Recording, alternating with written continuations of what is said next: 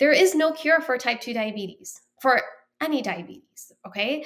There is no cure for it. So your diet and your lifestyle is a form of medication.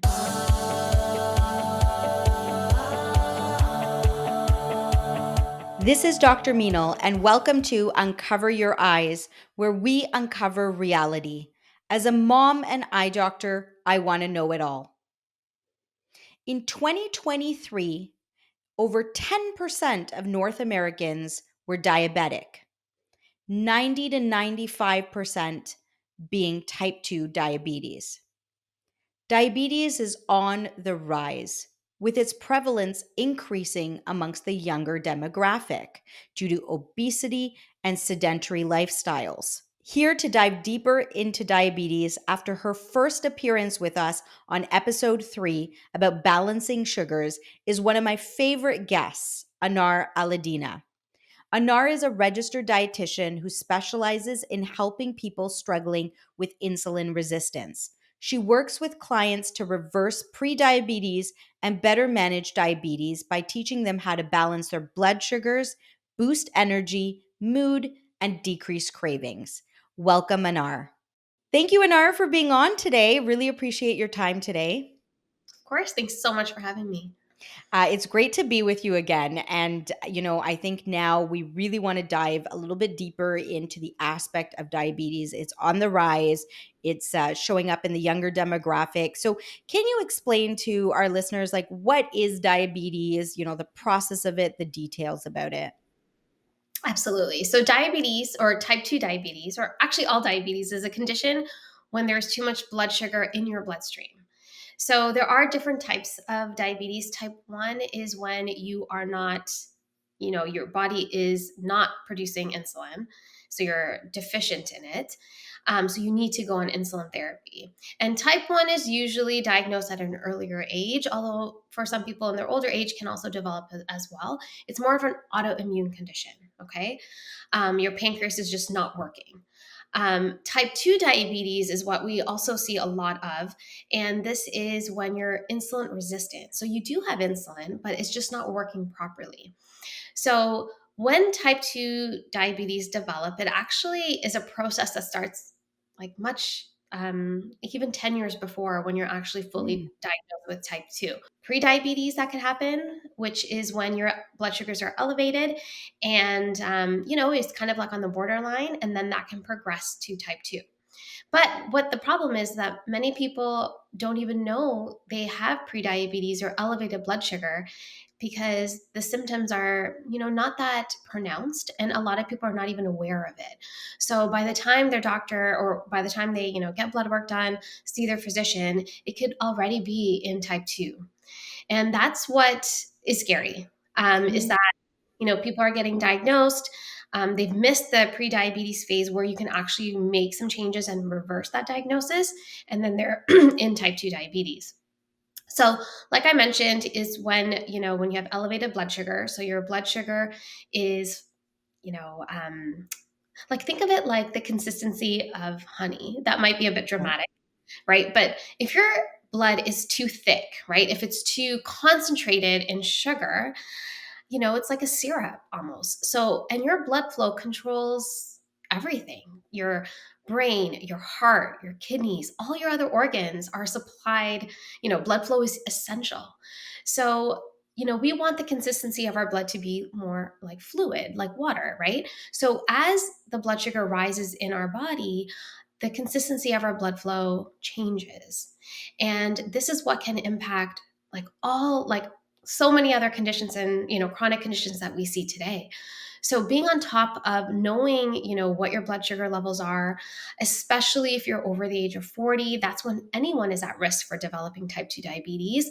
Again, as you're aging, your body is aging too, your organs, so they're not working as efficiently. So we really need to be on top of that and want to make sure things are checked out, you're meeting regularly with your physician to get your blood work done. So, you mentioned, I love the honey analogy. I've never heard that before. But I love that. So now I'm going to think that honey is flowing through my body. But that makes sense because it's like thicker, so it's harder to get to, the places where it needs to be. So, what are like the main conditions that can also, you said diabetes can affect the other parts of your body as well. So, what are some of the main conditions that you would mention? Yes, so definitely heart disease. As our arteries, they get narrow because the blood flow is not adequate. So being at risk for heart attacks, stroke, high blood pressure, those are the common ones that we see. When someone is diagnosed with type 2 diabetes, they will automatically be flagged in to look at those markers as well. Kidney issues, that's one of the biggest, again, also side effects of having elevated blood sugars, that your kidneys, which filter everything, it's not that efficient, right? Also, as an optometrist, right, in our retina, like I know people who have gotten diagnosed at their eye doctor Of because they course. have these small veins and the blood flow is, it's stopped. It can't, so eye doctors can actually see that as well. I don't know if you've ever diagnosed anyone with diabetes in your clinic. Yeah, definitely. I mean, it's so common. We see it all the time. Generally, we'll see it if they've been diabetic for a long time and they don't know it, or if their sugar is just very high and they don't know it. But, we've diagnosed people. I have one that was an emergency room doctor and he had no idea. He was actually ended up being type 1 diabetic. Sugar was like 26, which is through the roof. And it was through an eye exam that, and actually I'd seen him the year before, but it was the current year where it was like the 1 year of change just Right. indicated diabetic changes. So, but yeah, no, it definitely can affect anyone and in all these ways. So, thank you for bringing up the eyes, honoring that I'm an eye doctor. So, thank you Right. for that. And even like dentists, I see that as well with certain gum diseases. Having elevated blood sugars can put you at risk for some other health issues too. So it's really widespread. Some other conditions, like for example, fertility. So women with PCOS, there's a term. It's not like a medical term, but PCOS can be seen as diabetes of the ovaries. So this is when you have too much insulin Mhm. and your body's not able to utilize the insulin efficiently, so there's a lot of your insulin levels are higher, which then impacts your other hormones as well. Right. um, and that could be an issue even for men. Erectile dysfunction, again, it's all blood flow related. So sometimes, and I've talked to some endocrinologists, that some men are diagnosed with diabetes after they've told them about, erectile dysfunction, and that's how it can be diagnosed as well. So it impacts your blood flow, impacts every aspect of your health, even brain health, cognitive decline, dementia, Alzheimer's. That's seen as diabetes type 3, right? Oh, I didn't know that. Wow. uh, so it's just, again, having elevated blood sugar and how that impacts our brain health and aging as well. So, being mindful of your blood sugars is super important. Getting your blood work done annually. If you are at risk, if you are over the age of 40, if you are a certain ethnic group, if you have a family history, you even need to be more on top of your health. Can we touch on those risks, like the ethnicity? Where do you see more diabetics in which race, ethnicity? Exactly. So yes, there's some ethnic backgrounds that are just naturally predisposed to developing type 2 diabetes. So this includes being African descent, Middle Eastern, Asian, specifically South Asian, um, as well as being Native and Pacific Islanders. So these groups of people are just naturally predisposed. And it's really interesting because, being South Asian, we're such a high risk for developing type 2, and it's so fascinating when you kind of look into the research, because South Asians tend to be leaner. They don't weigh as much as like Caucasians. Especially, there's a few studies done on infants, and they looked at South Asian babies, and even though they weigh like around 6 pounds, they actually had more body fat than a Caucasian baby who may have weighed more, same Mm. size, even though the South Asians were smaller. They just, how South Asians carry their body fat, they just naturally have more body fat than other ethnic groups. And this is a huge problem because the more body fat you have, especially in the midsection, okay, so our midsection is where all our organs are. our heart, our liver, our pancreas, right? So when there's more fat around your organs, they're not able to work as efficiently. So, we see this at such a young age in life, in infancy, right? That how at birth. So we're already kind of at a disadvantage in that regard, just naturally having higher body fat. And that's why, like, using a BMI is not that efficient because, you could be at a high or low BMI, but that doesn't tell you anything about your body fat. Right. And knowing what that number looks like, or measuring it, or knowing that you may have just more body fat than other people, puts you at risk for developing type 2 diabetes. So with the ethnic factor, there are some genetic issues. Like I said, having more body fat than other ethnic groups puts you at a higher risk. A lot of people think, it's because there's their diet, there's too much rice. That could be a factor. It definitely plays a role for sure. But even just like movement, like getting exercise, living a sedentary lifestyle, that can definitely contribute to developing type 2 diabetes as well. So we talked about an age. So age, ethnic groups, carrying more body fat around the midsection. These are all risks to put you, for prediabetes and type 2 diabetes. So, who should be checking their sugars then? Who should be, sometimes like you said, we wait until, things have gone downhill before we see our family doctor. So, who should be kind of alerted that hey, tomorrow they need to go to their family doctor and get their sugars checked? Yes. So honestly, just getting an annual physical done is so important, especially if you're over the age of 30. I think that is definitely important. If you have a family health history, if you have, parents, grandparents that have diabetes or heart disease, either of those, you really need to be on top of your health. And so getting a blood work done is going to be one of the best ways to kind of navigate that. But also, what's really frustrating, and I've worked with many people like this as well, is that their blood sugars may be on the higher end of normal, and their doctors won't flag that as, your blood sugars are increasing. This is what you need to do. So that's also really frustrating. So you need to be your own advocate with your health. So the specific test that you want to get measured is your hemoglobin A1C. So the hemoglobin A1C measures the amount of sugar that's stuck around your red blood cell. So your red blood cell has a lifespan of around 90 days, so 3 months. And it looks at the amount of sugar that's stuck there. So it's a percentage. So the A1C is a percentage. I personally like to see my clients have an A1C less than 5.5. That means that, your body's working efficiently. Right. Anywhere between 5.5 and 5.9 is seen as a high risk. And doctors are really not talking to their patients about this. If they see a 5.7, well, they're like, okay, you're still good.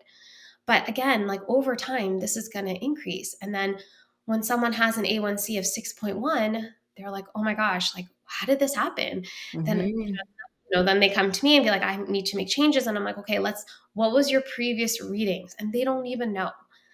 I'm like, did your doctor tell you that when things were starting to trend upwards? And they're like, no. And it's so frustrating, for that patient when they've been like, I've been doing everything right. Like my health has been great, but like now I'm in this situation. And so knowing your A1C is probably the best thing you can do.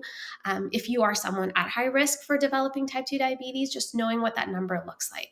And Right. it's a blood work that's or a marker that you don't need to be fasting for it. It's not very sensitive like a fasting blood sugar because it looks at a span of 3 months. So it looks, your day to day for the last 3 months. So knowing that number is going to be key.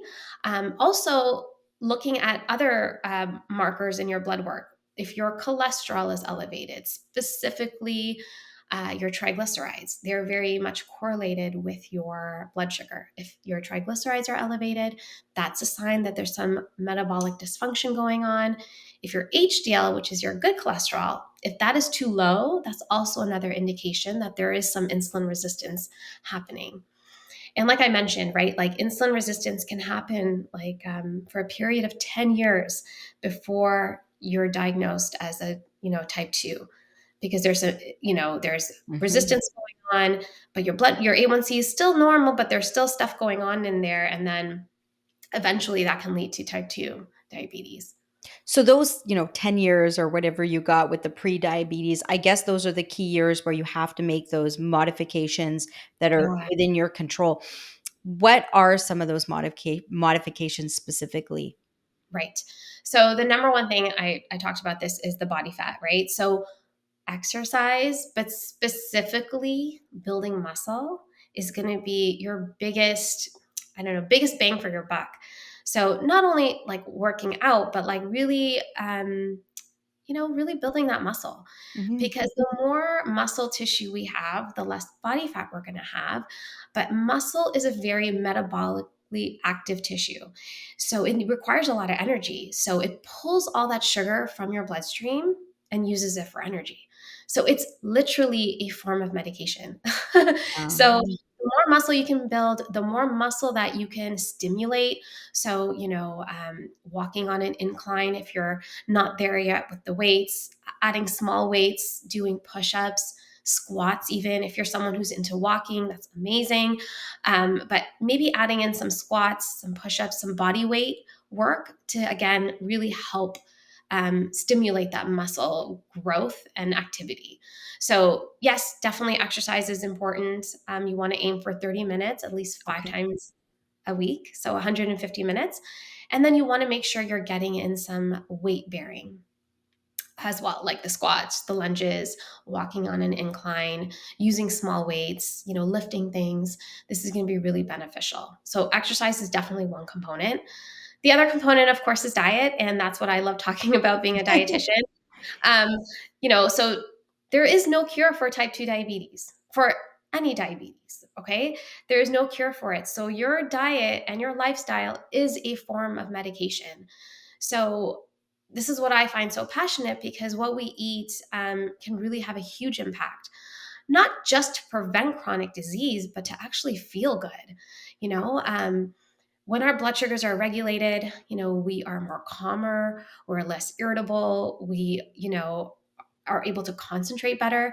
Our blood sugar levels definitely reflects our energy levels. So, making sure you're eating like a whole food diet instead of processed refined grains that are those quick carbs that we have. If you're a busy individual, you know this could be really tricky because we just rely on quick fast food, perhaps anything is quick and easy, right? So really being intentional with your eating, and a great place to start is just to get in the habit of having regular meals. So having a regular breakfast, having a regular lunch time, and a dinner time. So Okay. starting there would be your best bet. Making sure you're getting protein every single time you eat. It is very satiating. It helps regulate your blood sugars too. Getting in vegetables. So you don't have to be, vegan or plant based, vegetarian, but just including a lot of plants in your diet. Again, they're filled with tons of nutrients that support your cellular health, but it also includes a lot of volume. So it keeps you full for longer. It provides fiber. So when you focus on protein and fiber, that's really going to be incredibly helpful in keeping your blood sugars regulated. And you don't necessarily need to cut out your carbs Right. completely. That's not a sustainable approach. You want to be smart. You want to choose high fiber carbohydrates. So, meaning like if we take bread, for example, instead of a white bread that's been stripped off that fiber, you want to choose like a whole grain bread, Right. same with pasta. And, you want to make sure you're getting protein with that as well as, fiber. So, really focusing on having balanced meals would be the best place to start, and focusing on whole foods too. Right.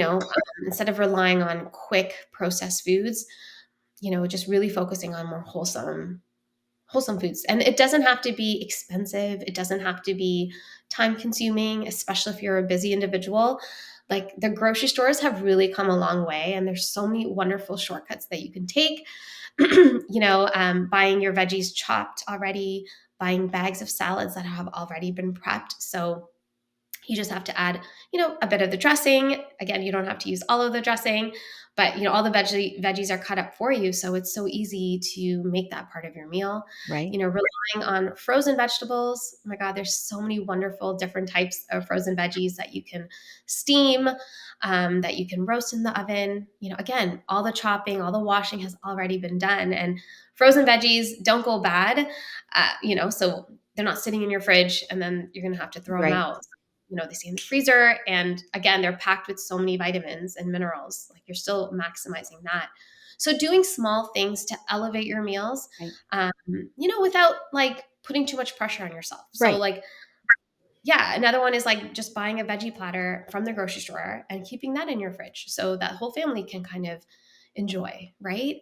It doesn't have, like, I don't want people to think that, oh, I have to cut out all of my sugar. Think about what you can add to your meals and to your diet to help support a healthier lifestyle.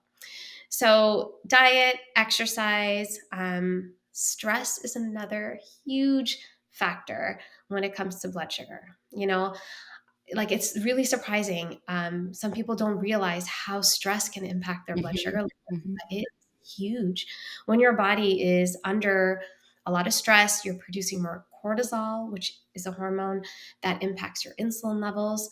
So finding ways to manage your stress, whether that's like breathing, working out, making sure you're getting enough sleep, can have a profound impact on your blood sugar and overall health. Sleep is another really important pillar when it comes to blood sugar management. Making sure you're getting consistent quality sleep is also really important, because when we sleep, that's when our body can rebalance. That's when our hormones can rebalance. Even just one night of bad sleep can make you insulin resistant the next day. Right. So, really focusing. And again, this all ties in with that stress and sleep factor, right? So maybe, getting off your phone an hour before bedtime, kind of having an evening routine in place, maybe doing a few stretches, to kind of get you in a better, sleep state so that you can actually sleep well and start again the next day. So sleep and stress are huge. A lot of people just think it's just diet and Right. exercise. Yeah. That is definitely important, but stress and sleep are also incredibly important when it comes to any kind of chronic issue. That was great. Thank you. But I want to ask you about, like, you see patients, every day, educating them on the dietary changes as well. What are some common, like, foods or wrong things that we eat that you would say are the most common that you want to kind of tell our listeners today, that these are things that if you feel you are at risk of prediabetes or diabetes, these are things you need to cut out. So, like, I don't know, the top 5 or whatever you can think of. Okay, yeah, for sure. So definitely, um, having like beverages that are sweet. So anything that's liquid and sweet is gonna hit your bloodstream very quickly, as Oh, opposed to chewing food, right? You're just swallowing.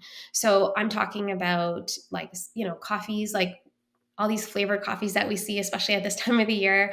Iced coffees like frappuccinos, bubble tea, soft drinks, juices. Those liquid, beverages can really do havoc on your health.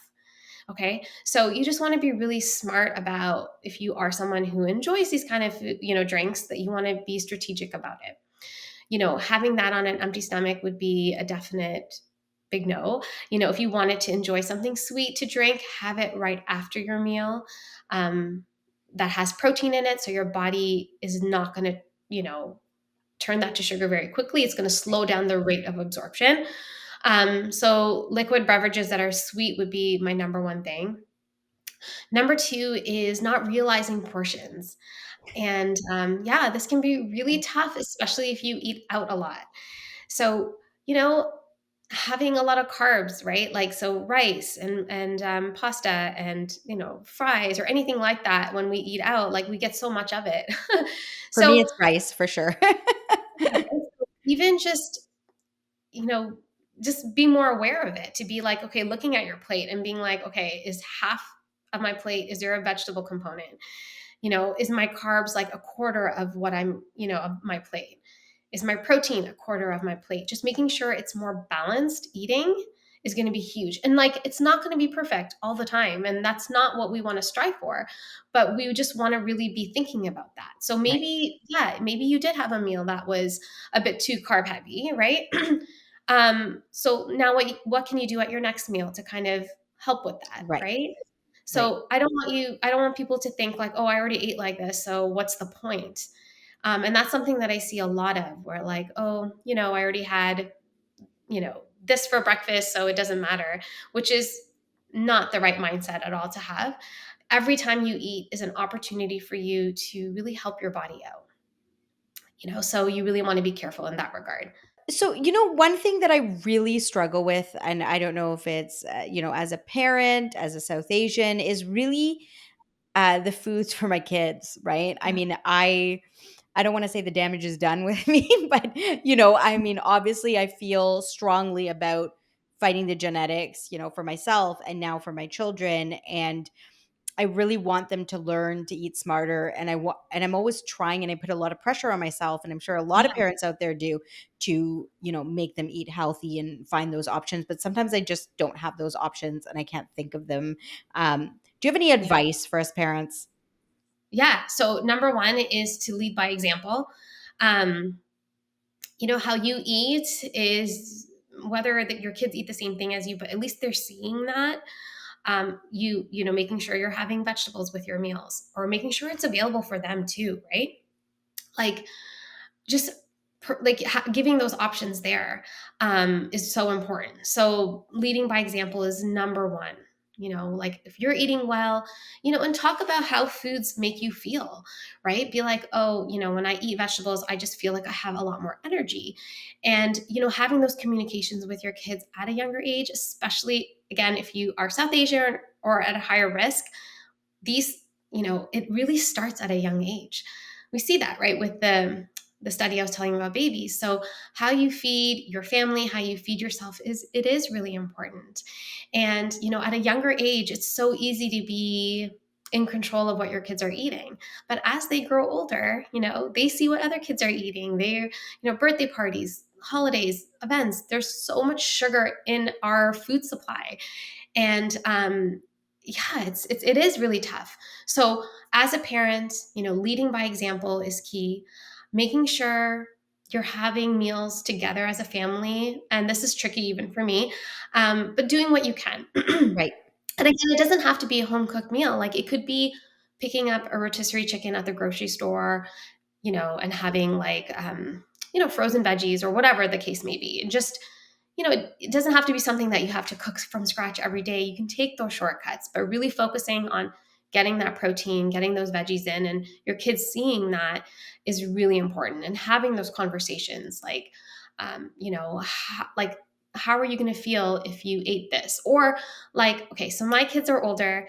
I have a 15-year-old, a 13-year-old, and an 11-year-old. So you know, it is really challenging right now. My daughter, obviously in high school, she's kind of in charge of her own meals. But whenever I get the opportunity to talk to her about, like, let's say if she wants pancakes for breakfast, right? So I'm like, okay, well, why don't you have some protein first? Because that's going to keep you full. You have a busy day ahead and you'll just feel better.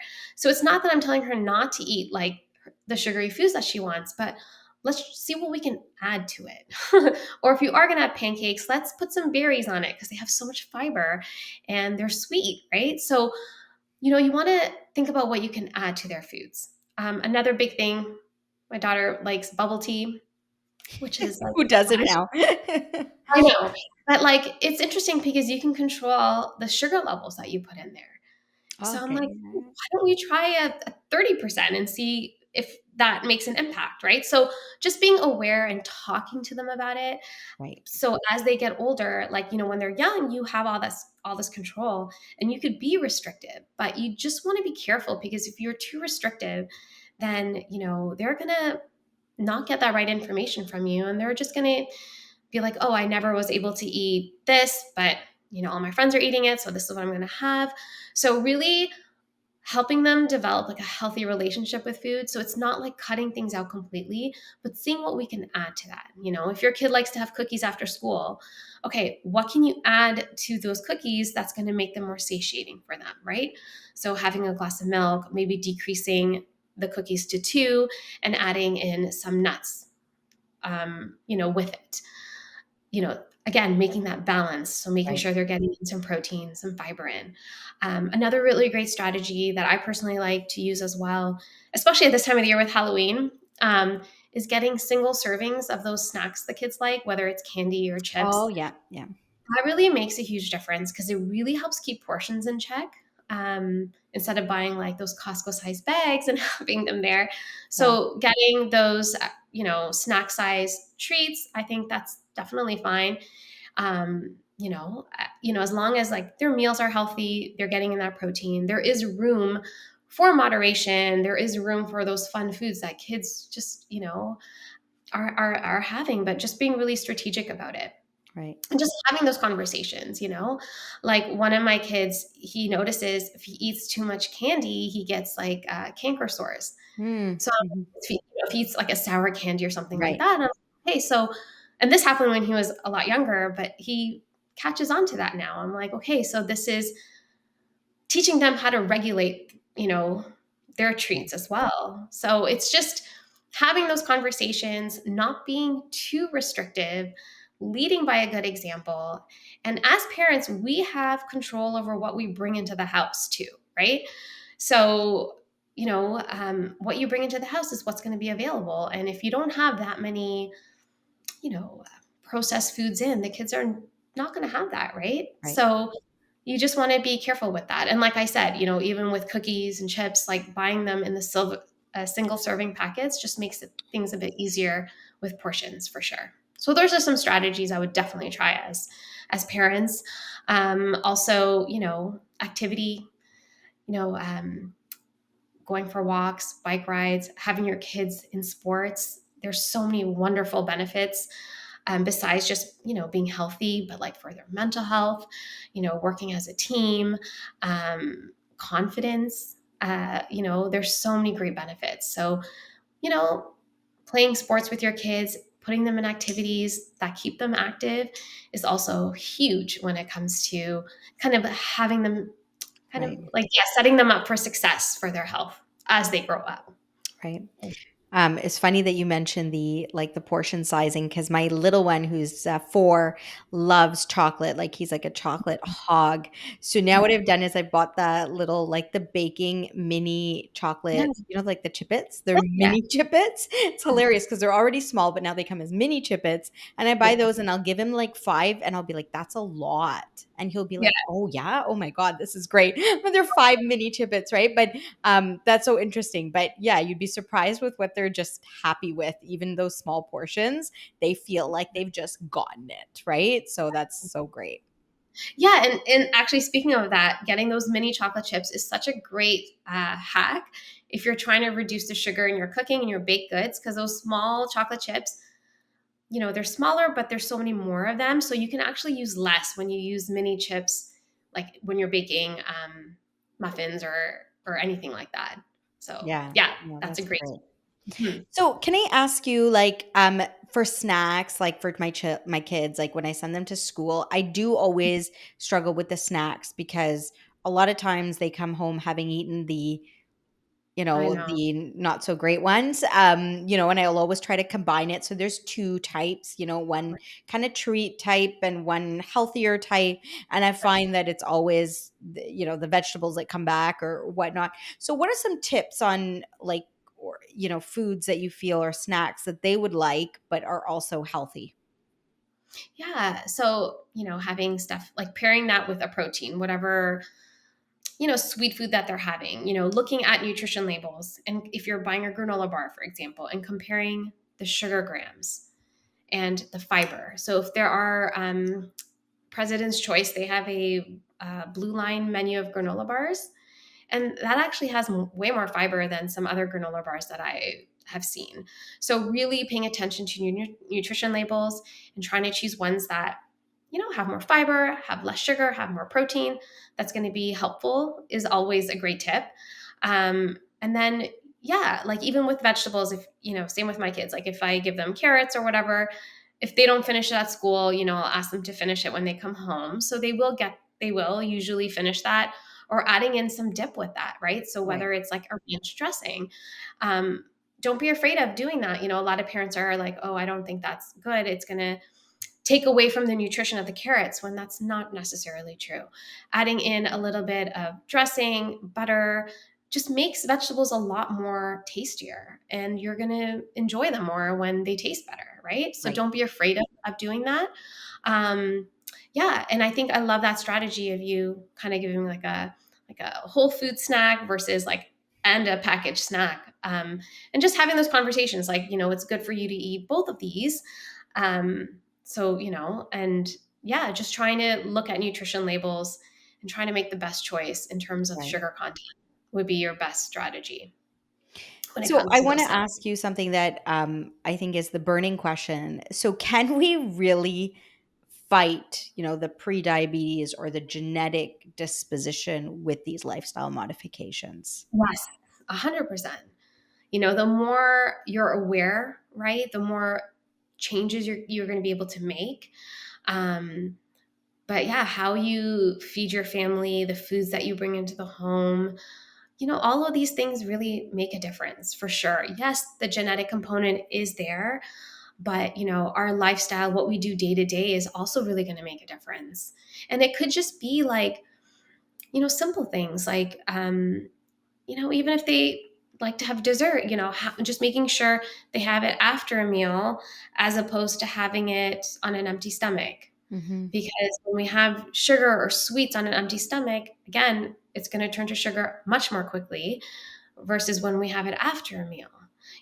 Going for a walk after dinner or playing with your kids outside so their body can, use those sugar molecules more efficiently, because their body is moving and it needs that energy. I think definitely you can 100% prevent these kind of diseases if you start at a young age. Having a healthy relationship with food as parents ourselves, teaching our kids as well how to like honor their hunger, but also be strategic, if they enjoy certain types of food, like your son with the chocolate chips, right? So making sure that he is including that, but in a more sustainable, healthy way. Right. Maybe, I don't know if your kids eat nuts, Yeah. Yeah. Yeah. They do. so even doing like a trail mix with those chocolate chips, right? With some nuts in there, some air pop popcorn perhaps, so that, he's enjoying it, but he's also enjoying it with foods that have a bit more fiber and protein that's just going to help keep him full as well. That's Yeah. great. Thank you so much, Anar, for today. I mean, all this information has been so helpful. And Yeah. I think our listeners will want to know where they can find you. Yes, so absolutely. Um, you can find me at my website. It's anaralladina.com. I'm also pretty active on Instagram. I have recipes and tips for blood sugar management, and that's at anar_dietitian. So you can find me there. That's great. Thank you so much for your time today. You're so welcome. Thanks so much for having me. This was fun. Nice. Thank you. Thank you, listeners and viewers, for tuning in. If you want to catch more episodes of Uncover Your Eyes, make sure to follow or subscribe on your favorite podcast platform and on YouTube. To learn more about me, follow me on Instagram at dr.meenal Agarwal. Until next time, keep those eyes uncovered.